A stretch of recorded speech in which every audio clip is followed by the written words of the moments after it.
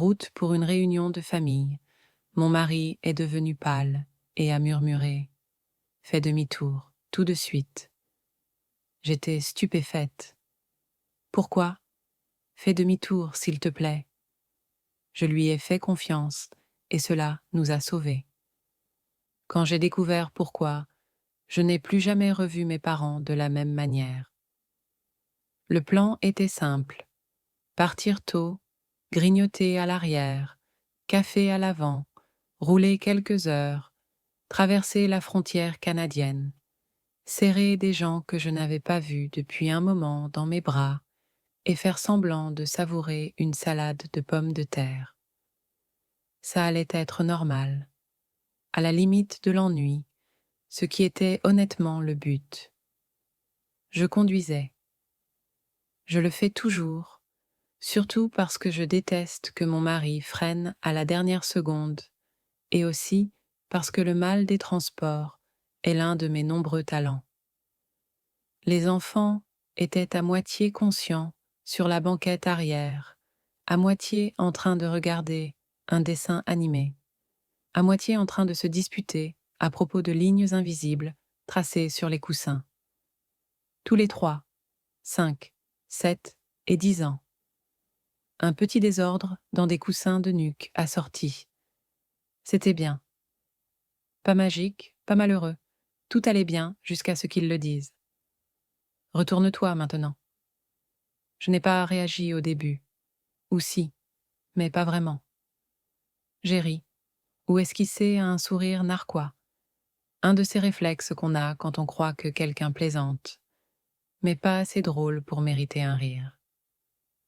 Pourquoi ? Ai-je demandé. Il n'a pas répondu tout de suite, a juste regardé droit devant lui, puis a dit « S'il te plaît, retourne-toi ». C'est là que j'ai su que ce n'était pas une blague. Mon mari ne panique pas. Il est calme, serein et parfois fatigué. Je l'ai vu traverser un incendie de cuisine avec moins de tension. Alors, j'ai pris la sortie, la dernière avant la frontière. Elle tournait doucement, comme si la route elle-même m'offrait une seconde chance. Au moment où nous avons quitté l'autoroute, son corps s'est détendu. Pas complètement, juste assez pour qu'il soit évident qu'il se préparait à quelque chose. « Bon, » ai-je dit, « tu veux me dire ce qui se passe maintenant ?» Il a secoué la tête. « Conduire. Conduire où ? Je ne sais pas. N'importe où, sauf là. » Les enfants commençaient à remarquer. « On va dans le mauvais sens ?» demanda mon cadet. « On a oublié quelque chose, » dis-je machinalement. « Quoi ?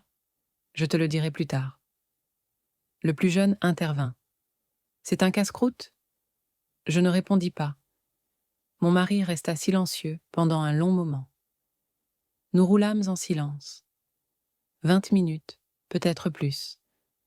Juste des kilomètres d'arbres et un sentiment de culpabilité qui me pesait sur la nuque. Puis il dit « Prends la prochaine sortie ». Elle ne menait nulle part. Une route d'accès étroite, sans panneaux et sans véritable but. Un de ces endroits qu'on ne trouve que lorsqu'on est perdu ou sur le point de l'être. Je m'arrêtai. Il détacha sa ceinture. « Reste ici. » Il sortit et marcha jusqu'à l'arrière de la voiture.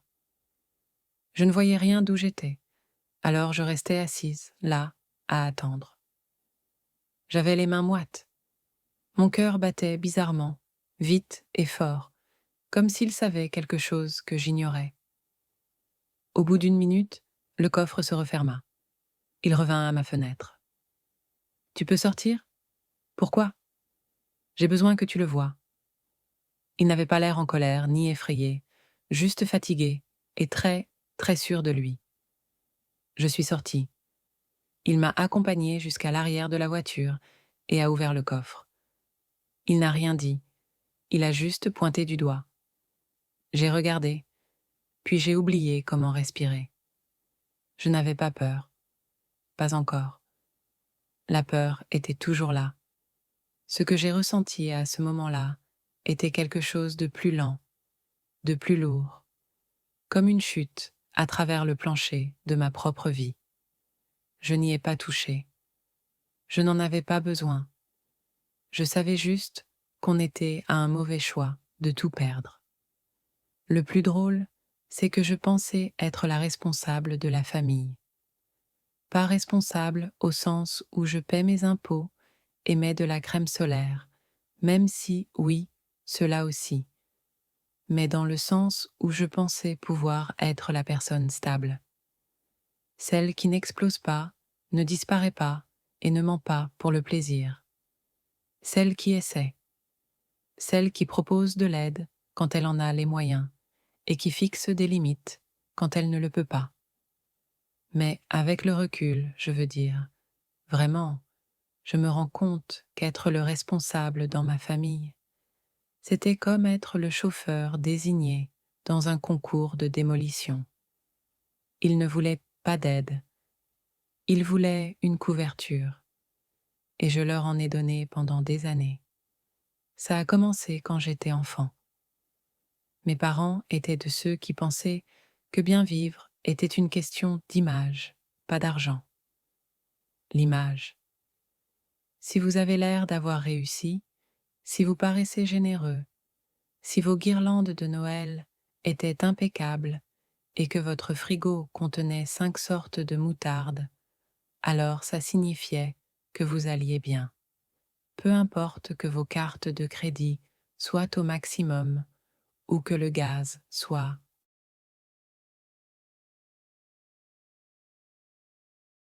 On a eu des années de galère. Je me souviens des céréales au dîner et d'un parent qui travaillait tard, presque tous les soirs, ce qui, je l'ai compris plus tard, signifiait « on ne veut pas que tu saches qu'on n'a pas les moyens ». Mais on a aussi eu des années où tout était alors. Nouvelle voiture, nouvelle télé, nouveaux meubles de jardin que personne n'utilisait. L'argent allait et venait, comme la météo. Ce qui n'a jamais changé, c'était les dépenses. Un jour, j'ai demandé à mon père pourquoi on n'économisait pas plus quand tout allait bien. Il m'a répondu « Tu n'as pas besoin d'économiser si tu sais te débrouiller ». J'avais 8 ans. Ma sœur a hérité de tout ça. L'énergie, l'éclat, l'attraction gravitationnelle de quelqu'un qui peut illuminer une pièce tout en vous délestant discrètement de votre estime de soi. C'était elle la préférée. Ce n'était pas un secret, même pas un vilain secret, juste une vérité. Il la préférait, il l'avait. Elle était comme eux, pas moi. J'étais ennuyeux. C'est comme ça qu'il m'appelait, parfois même en face. Ennuyeux, coincé, trop sérieux. Ma mère m'a dit un jour, au milieu du repas de Thanksgiving, que mon problème était que je confondais discipline et personnalité. Et le plus fou, c'est que je les crois. Parce que quand on grandit dans ce genre de maison, on commence à penser que la seule façon de gagner l'amour, c'est de rester utile, propre, raisonnable. Alors c'est ce que j'ai fait. Je suis devenue responsable. Ils m'appelaient quand ils avaient besoin d'aide pour leurs demandes d'indemnisation ou leurs inscriptions scolaires. Ou quand ma sœur a encore perdu son emploi et que quelqu'un a dû prendre la relève, j'ai donné ce que j'ai pu. Pas trop. Juste assez pour éviter que les choses ne s'effondrent. Juste assez pour ne pas être la méchante. Même quand ils me faisaient mal, même quand ils prenaient chaque non pour de l'égoïsme, je donnais quand même parce qu'ils étaient mes parents, parce que ça me semblait plus facile que l'alternative. Puis les choses ont changé. C'était peut-être 4 mois avant le voyage. Le fils de ma sœur, mon neveu, avait des difficultés à l'école. Harcelé, disait-on, il ne s'intégrait pas, anxieux, renfermé. Il l'avait fait examiner et, apparemment, un thérapeute lui avait recommandé un environnement plus petit. Ils avaient trouvé une école privée, très exclusive, très chère et, selon leur dire, qui allait changer leur vie. Ils n'en avaient évidemment pas les moyens, mais ils avaient réussi à le faire accepter, sous condition moyennant un acompte. Ils avaient juste besoin d'aide, juste un tout petit peu, juste pour sécuriser leur place. Ils me rembourseraient, bien sûr. Mon estomac s'est noué dès qu'ils ont dit cela. Ce n'est pas que je m'en fichais. Singan, c'est le pire. J'aime bien ce gamin. Je voulais du bien pour lui. Mais je connaissais aussi ce schéma. Je savais comment ça avait commencé et comment ça s'était terminé. J'ai dit « non ». Je l'ai dit doucement, comme on le dirait à quelqu'un qui tient un couteau en verre. Je ne peux pas payer l'école privée. J'ai 3 enfants. On ne fait pas d'école privée. Je suis désolée. Ils n'ont pas crié. Ils sont juste restés silencieux, froids. Ma mère a dit « Bien sûr, j'ai oublié. Tu as des règles. » Et puis on est resté silencieux un moment, jusqu'à ce que la question des retrouvailles arrive. Soudain, tout est redevenu joyeux. Ils étaient ravis de nous voir. Ils avaient tout arrangé. L'école, les retrouvailles, le trajet. Tout s'arrangeait. Je n'ai pas demandé comment. Je me suis dit que ce n'était pas mon affaire. Ils ont demandé si on accepterait de prendre un sac supplémentaire dans notre voiture. Leur voiture était trop pleine et on avait le SUV. Bien sûr, ai-je dit. Tiens-moi au courant. C'était quelques jours avant le voyage. Puis, le matin du départ, alors qu'on faisait nos bagages, mon père m'a tendu le sac rouge. « Il ne rentrera pas dans le nôtre », a-t-il dit. « Juste celui-là. » Je l'ai pris sans réfléchir. Je l'ai juste jeté avec nos bagages, les sacs à dos des enfants et une glacière pleine de jus de fruits. Je ne l'ai même pas dézippé. Je ne me suis pas demandé pourquoi ils étaient si détendus tout d'un coup. Je n'ai même pas pris le temps de demander pourquoi les gens qui peinaient à payer l'école, les courses, l'essence, et qui me culpabilisaient de ne pas les aider, allaient soudainement bien. Ils ont souri quand nous sommes sortis de l'allée, nous ont fait signe comme s'ils n'avaient aucun souci. Et je me souviens avoir pensé, l'espace d'une seconde, bizarre. Ils semblaient vraiment heureux pour une fois. Je n'y ai pas vraiment prêté attention sur le moment. Juste un autre sac. Juste un autre voyage. Juste un autre problème familial dans lequel je ne voulais pas être entraînée.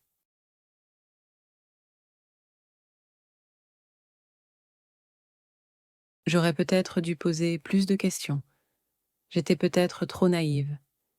Il n'avait pas l'air en colère ni effrayé, juste fatigué et très, très sûr de lui. « Il faut que tu le voies », dit-il. Je sortis. Il me conduisit à l'arrière de la voiture et ouvrit le coffre.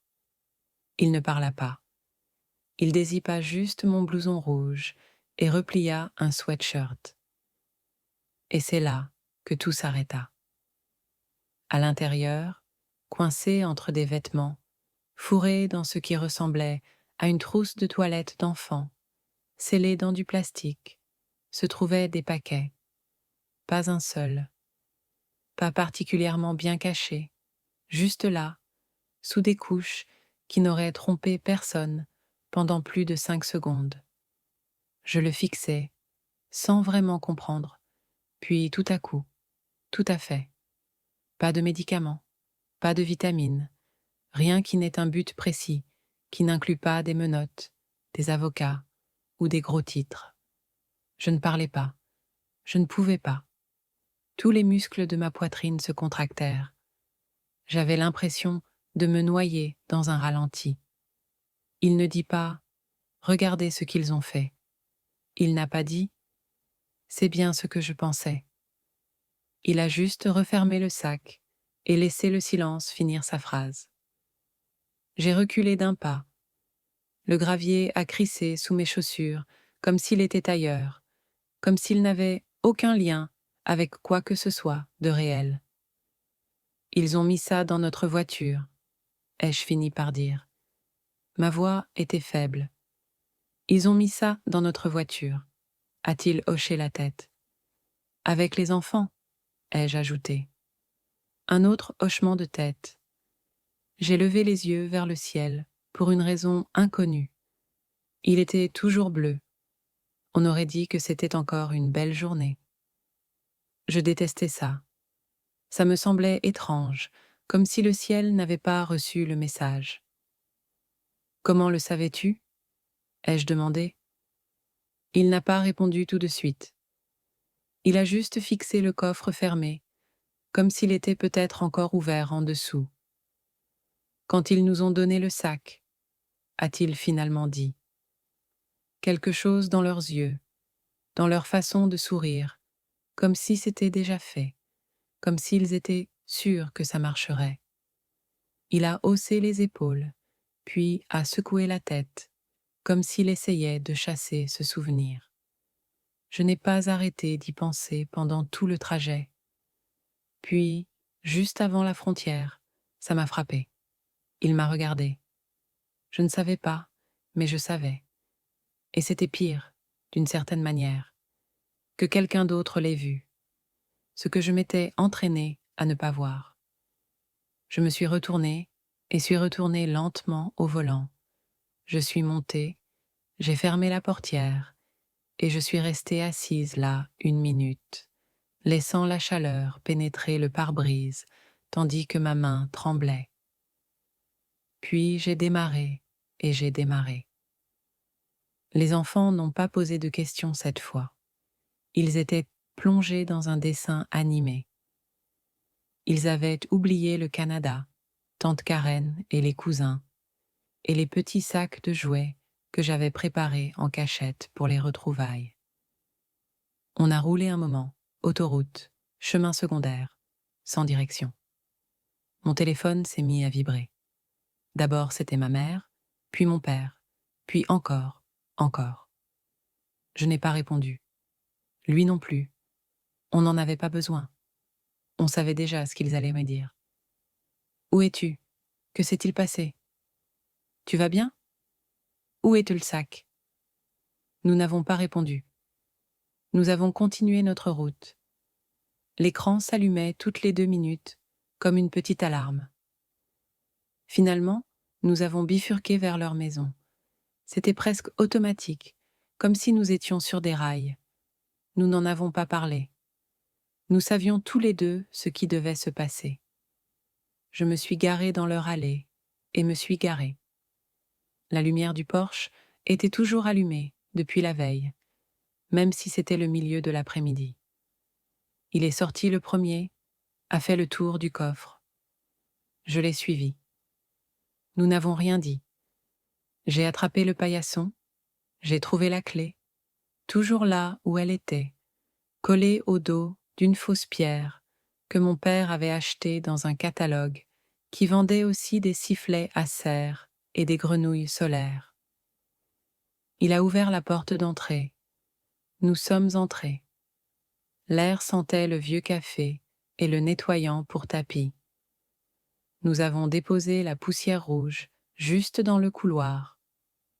Nous ne l'avons pas ouverte. Nous ne l'avons pas réglée. Nous l'avons juste posée comme une bombe silencieuse qui n'avait pas besoin d'exploser pour tout gâcher. Il a tourné la poignée et a verrouillé la porte derrière nous. On est remonté dans la voiture, toujours sans un mot. Je crois qu'on avait tous les deux l'impression que parler aurait pu contaminer quelque chose. Plus tard dans la journée, une fois rentrés à la maison, les enfants endormis et la maison silencieuse, j'ai répondu au téléphone. C'était ma mère. Sa voix était claire, fausse, comme si c'était un appel pour des muffins. Oh, chérie, on était tellement inquiets. On ne savait pas ce qui s'était passé. Tu as disparu. Je n'ai rien dit. Tout va bien ? Toujours rien.